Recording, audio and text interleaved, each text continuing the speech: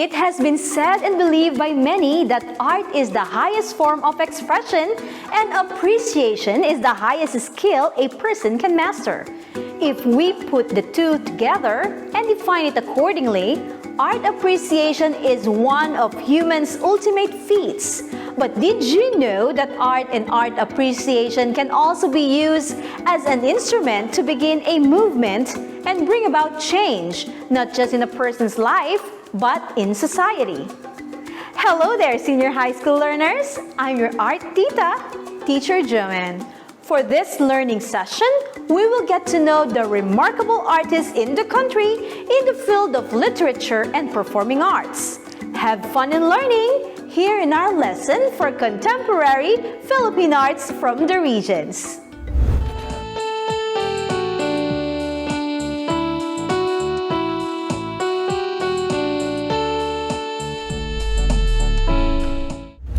I am excited as to what is in store for you. So get your pen and paper ready for a simple artwork from another art tita, plus a performance using visual arts.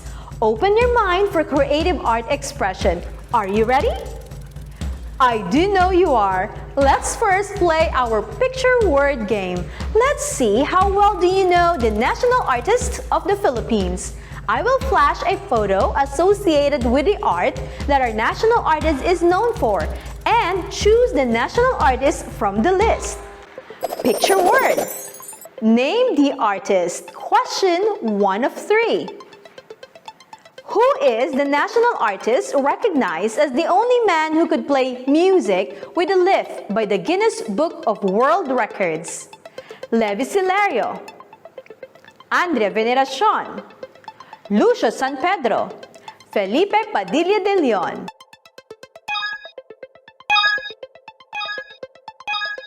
The correct answer is Levi Silerio, national artist for music and literature. Art Tita Trivia!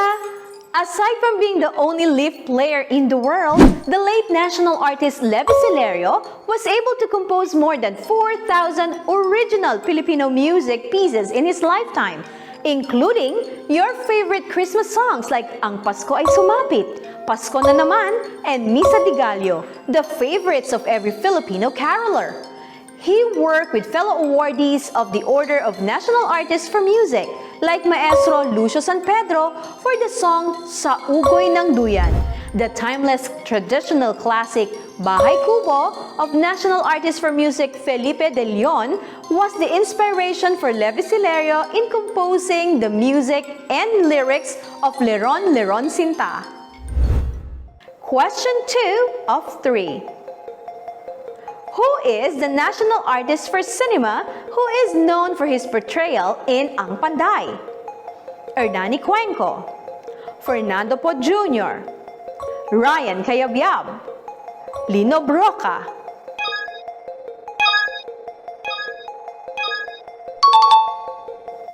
The correct answer is Fernando Po Jr. Art Tita Trivia! The Filipino masses love our national artist for cinema, Fernando Po Jr., as an actor for his portrayal of roles in his films reflecting their lives. He worked with national artists for music Hernani Cuenco and Maestro Ryan Cayabyab, brilliant composers who wrote songs and musical scores for his films. Philippine cinema in the 1970s showed violence, abuse of power, and social problems, which were also the consistent themes poignantly portrayed in the movies made by national artist for cinema, Lino Broca. Question 3 of 3. Who is the national artist known for his works in comic illustrations that were made into films? Eddie Romero, Gerardo de Leon, Larry Alcala, Francisco Coching.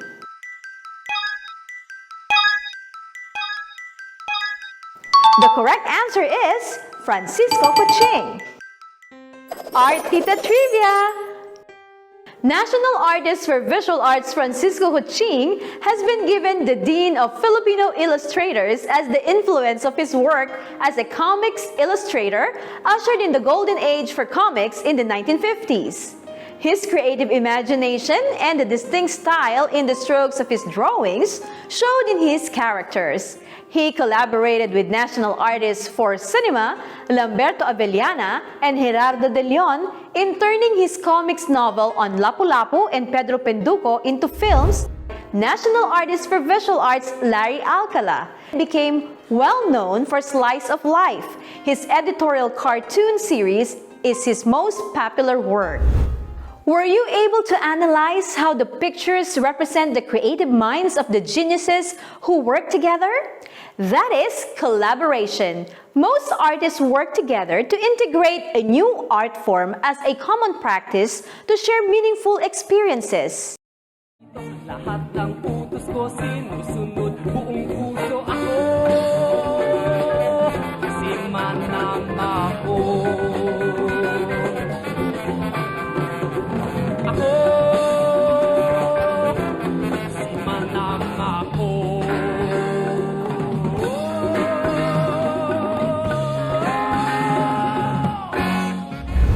The national artists that we are featuring share the passion for the arts and their love for their country. Let me introduce to you the pride of my province, Pangasinan.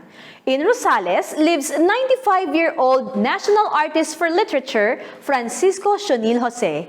His early life was difficult as he lived in poverty as a farm boy, but his creative imagination and brilliance in writing in the English language brought him to almost all parts of the country and around the world. Get to know the work of Francisco Sionil Jose from this NCCA video. Ang panitikang nililikha ni Francisco Sionil Jose ay matapang na nananaghoy para sa karapatang pantao, etiko o marangal na tuntunin at katarungang panlipunan. Writing has always been a part of our academic life. To become an effective writer, here is a tip from national artist for literature, Bienvenido Lumbera, who is renowned for his literary work in Filipino. Yung wikang Tagalog, wikang Filipino, ay tuwirang umuugnay sa mga mambasang Pilipino. The focus of our national artist is to enrich our sense of nationalism and be proud of who we are as Filipinos. Here is an interview by our friends from Art Republic with national artist Virgilio Almario, also known as Rio Alma, in his literary work. Kaya napakahalaga na ang lahat ay sumama sa pagpapahaba ng ating gunita. Tuklasin natin yung nakaraan, hanapin natin yung magaganda sa nakaraan. Dahil sa pamagitan ng paghahanap sa magaganda sa nakaraan, nagkakaroon tayo ng karangalan sa ating sarili. It is enriching to know how history and arts contribute to our culture as Filipinos. Professor Ramon Santos will share with us how he responds to the challenge as a national artist for music, a culture bearer of the arts. Basta yung buhay ko, inilaan ko sa musika. Nabigyan ako ng award, fine, thank you. Now, meron akong greater responsibility, to promote our culture. Ang kultura kasi talagang hindi mo masusuklian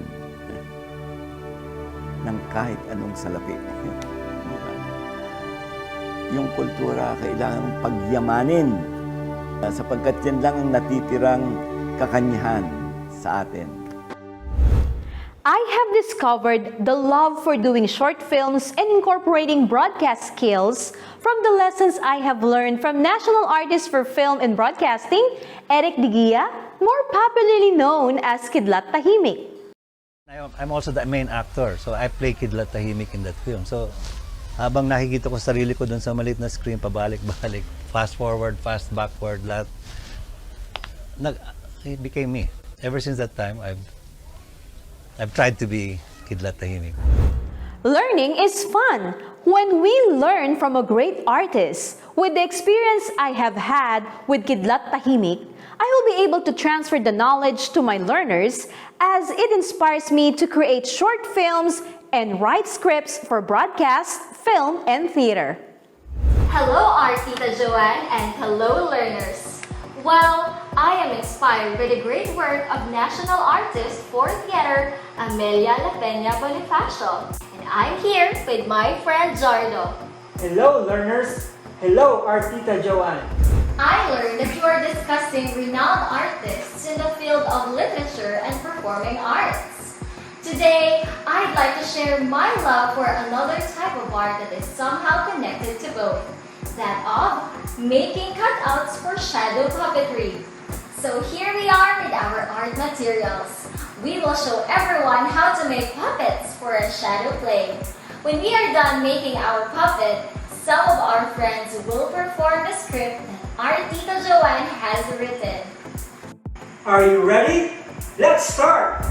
For our puppet, we are going to need the following materials. Use our new cartons, We are also going to use the following: paper fasteners, sticks, scissors, a thin screwdriver, pencils, a glue stick, and a glue gun. We are going to draw the main parts of our puppet, which are the head, the torso, and the limbs. As for the limbs, we are going to divide each limb into two. We will draw the upper arm and the lower arm. For the lower limbs or the legs, let's do the same. But we will adjust the sizes since the legs are a little bit bigger than the arms. Now we have a head, a torso, and limbs. Step 2. After drawing, cut the pattern. Voila! There you go, learners. We now have a dismembered body. Just kidding! To put our puppet together, we are going to put joints. This is where we will punch holes into our puppet.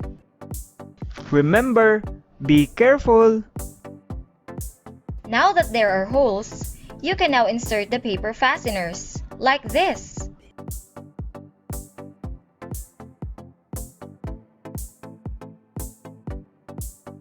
And fold the extra metal behind the puppet so they don't show when we finally use them later.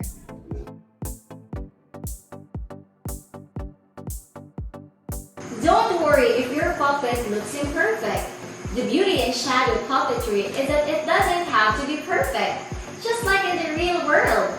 Nobody is perfect, but there is beauty in imperfections. Now would you look at that?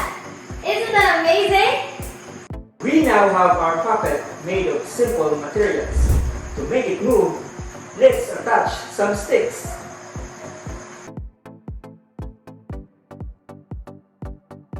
Wow! It's alive! Now learners, here's a short play written by our Tita Joanne. Noong sinaunang panahon, simple lamang ang buhay. Sa may kanayunan, may bayanihan. Matulungin ang bawat isa. Gaya na lamang ni Juan. Ngunit isang araw, biglang, umuwi na tayo! Nandiyan na sila! Ang mga Hapon! Nagsitakbuhan ng lahat, ngunit nahuli si Juan. Halika na! Takbo lang kayo, bata! Inuna niya munang tulungan ang iba.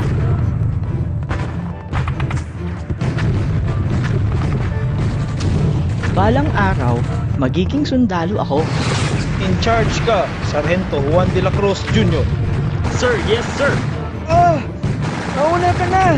Iligtas mo na ang sarili mo! Hindi! Tutulungan kitang umalis dito! Sabay tayong aalis dito! Salamat kapatid! Magkaiba man tayo ng paniniwala. Binago mo ang paningin ko sa sundalong tulad mo. Ang pagtulong sa kapwa ay minana ko pa sa aking mga ninuno. Mga bata, salamat at nasa paaralan na kayong muli. Ikaw ang superhero ko, Sir Juan Jr. Ang galing niya naman po, Sir Juan. Tumulong kayo kahit sa mga katulad naming Muslim. Balang araw, Magiging bayani rin ako tulad mo. Ako rin ang poprotekta sa'yo kapag nasa panganib ka. Ang saya siguro kung patuloy pa rin tayong magtutulungan at nagkakaisa. Magiging maganda na ang pamumuhay natin sa hinaharap. Tama mga bata, minsan ang nangarap ang aking lolo. Tulad nyo, ako ay nakasaksi sa kabutihan niya sa bayan. Ginaya ko din ang lolo ko na handang ibuwis ang buhay para sa kapayapaan. Samahan niyo akong palaganapin ang kapayapaan sa ating bansa. Art is truly a dynamic educational tool. It doesn't only amaze your eyes, but also touches your heart. No wonder our renowned national artists use art as a tool to bring their message and advocacy into the world. Do you agree, Art Tita Joanne? Yes, I do believe that art is powerful in sending a message that can bring people closer together. Thank you, Artita Nexus and friends, for sharing your amazing talent.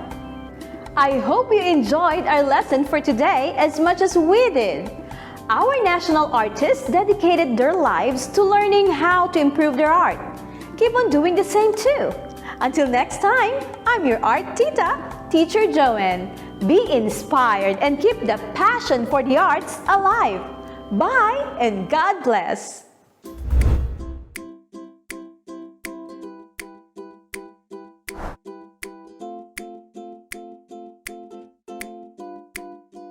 Thank you.